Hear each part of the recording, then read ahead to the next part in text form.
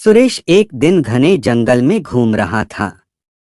उसने जंगल में देखा चारों तरफ हरे भरे पेड़ पौधे हैं।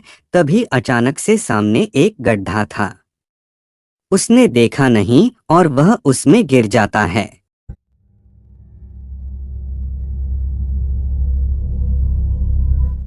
वह सीधे एक गुफा में पहुंच जाता है।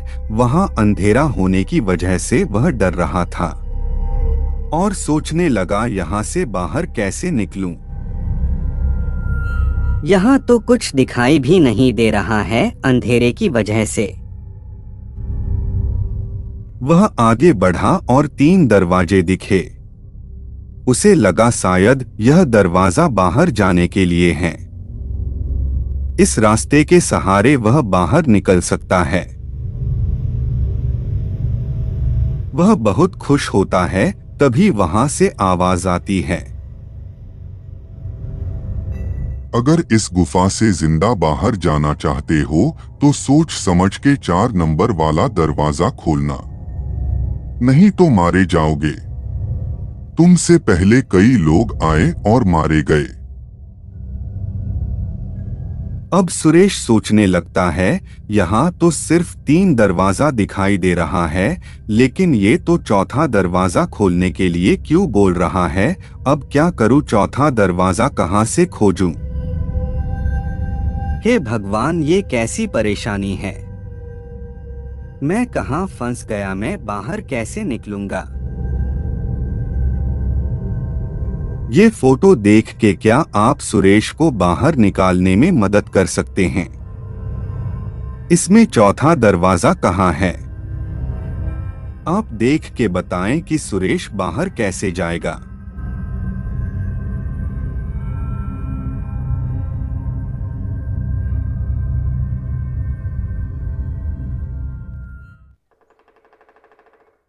आप दरवाजे को ध्यान से देखेंगे तो दरवाजे पर लिखी गई संख्या दर्पण प्रतिबिंब है। दूसरा दरवाजा ही संख्या 4 है। सुरेश यहीं से बाहर निकलेगा।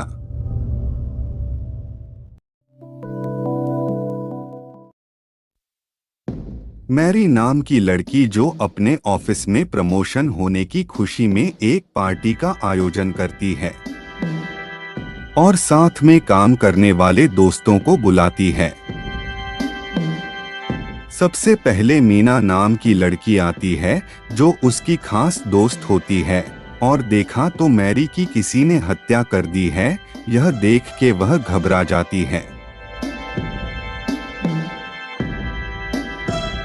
उसने तुरंत जासूस मेहुल को फोन करके बुला लिया और मृत पड़ी मैरी को दिखाती है।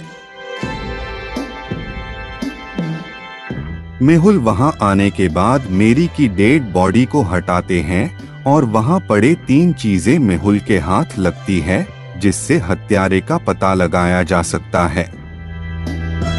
पार्टी में उसके और दोस्त जैसे हार्डी और ग्रिक भी आते हैं और घटना स्थल को देखते हैं।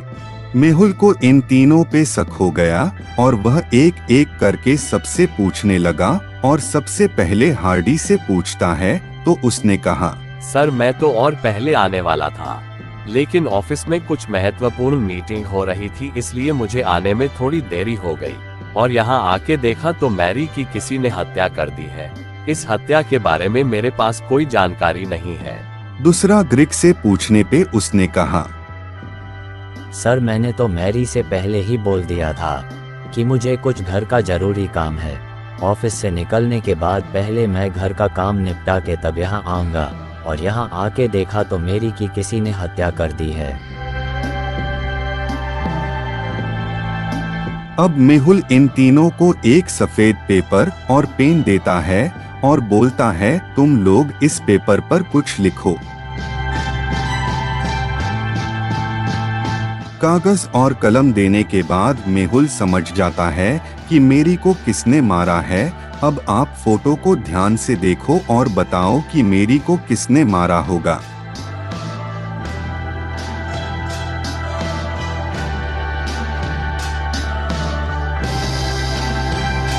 आपने देखा है मेरी के पास जो सामान मिला था, उसमें सब कुछ लेफ्ट साइड का है और ग्रिक लेफ्टी है। इसने पेन को लेफ्ट हैंड से पकड़ रखा है, इसलिए हत्या इसी ने की होगी।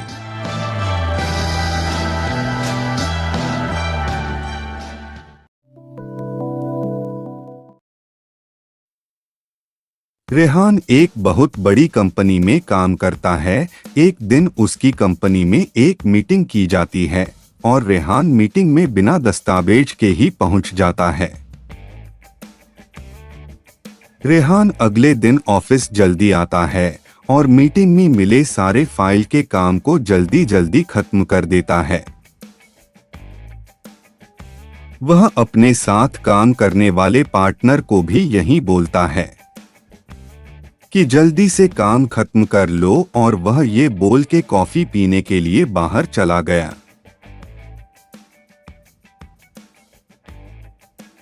और रेहान जब वापस अपने ऑफिस आता है तो देखता है कि उसका लैपटॉप और फाइल सब गायब हो जाती है। वो ये देख के घबरा जाता है।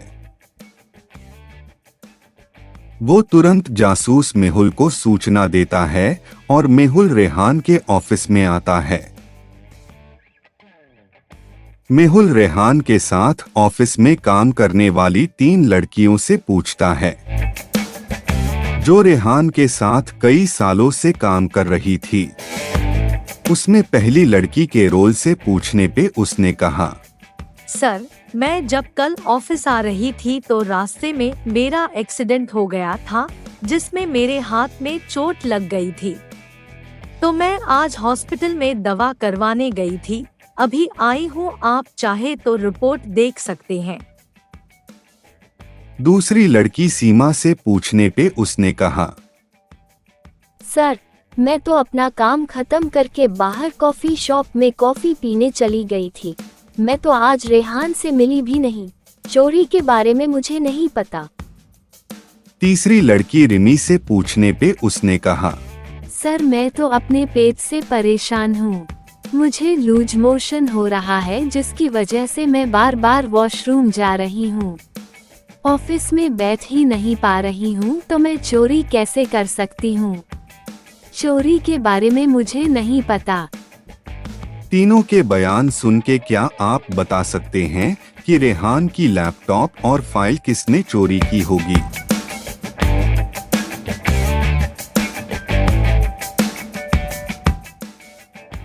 आप ध्यान से देखेंगे तो केरोल का दाहिना हाथ फ्रैक्चर हो गया था, लेकिन एक्स-रे की फोटो देखेंगे तो वो बाएं हाथ की है। इसका मतलब केरोल झूठ बोल रही है। लैपटॉप और फाइल इसने ही चुराया है।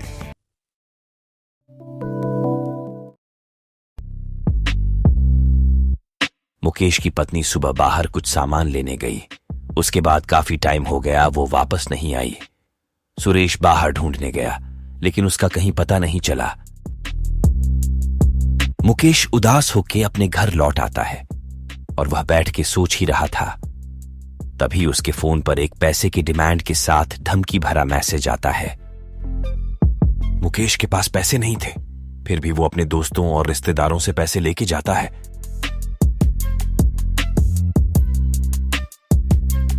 मुकेश जैसे तैसे पैसे का इंतजाम करता है और वह अपहरणकर्ता के बुलाए हुए पते पर पैसे का बैग लेके पहुंच जाता है और उसको देता है और बोलता है, मेरी पत्नी को छोड़ दो। अपहरणकर्ता ने मुकेश के बीबी के साथ 2 और महिलाओं का अपहरण पहले से ही करके रखा था और तीनों के मुंह पर कपड़ा डाल के रखा था।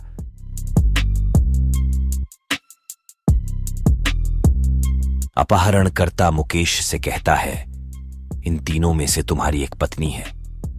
तुम्हारे पास अनुमान लगाने का सिर्फ एक मौका है। इसमें से सही पहचान करो और अपनी पत्नी को ले जाओ। गलत महिला को सिलेक्ट करोगे तो तुम्हारी पत्नी को मार दूंगा और पैसे भी लूंगा।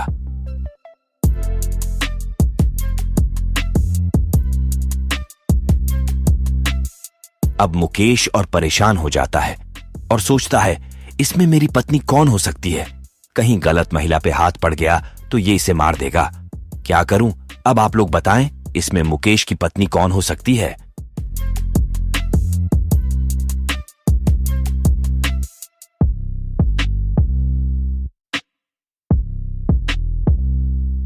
आप ध्यान से देखेंगे तो मुकेश की पत्नी के गले में एक तिल था और ये तिल साफ दिखाई दे रहा है। इसका मतलब पहली वाली ही मुकेश की पत्नी है।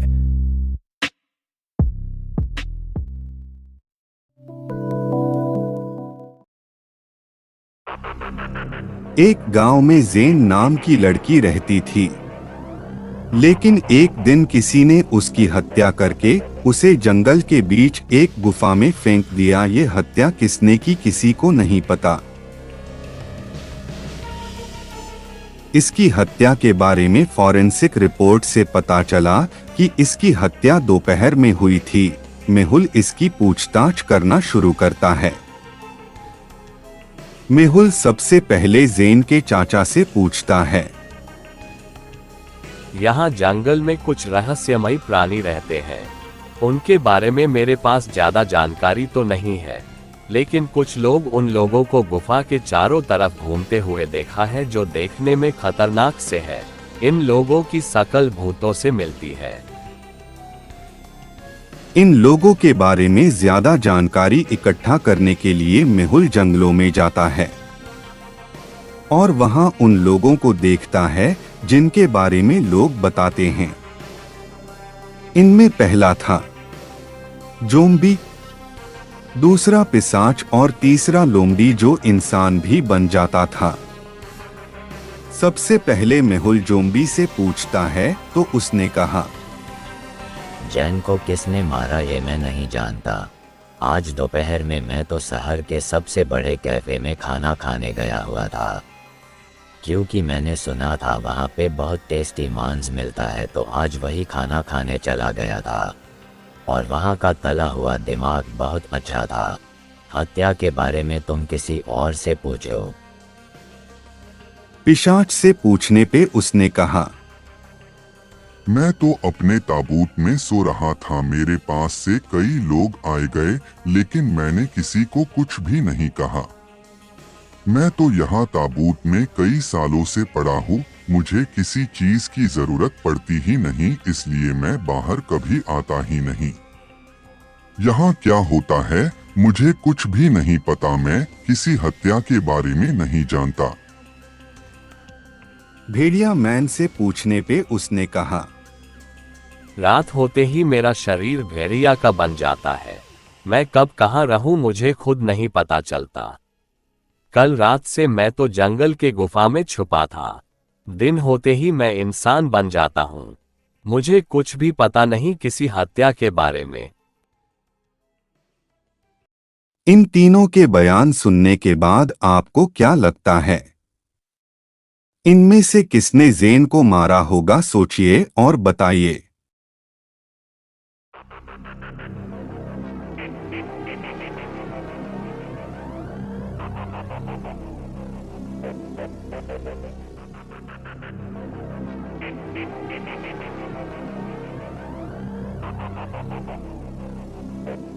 भेड़िया मैन खुद ही कह रहा था कि मैं दिन में आदमी और रात में भेड़िया बन जाता हूं, और ये गुफा में छुपने के बारे में भी बता रहा था। इसके बयान से लगता है कि ज़ेन की हत्या इसने ही की होगी।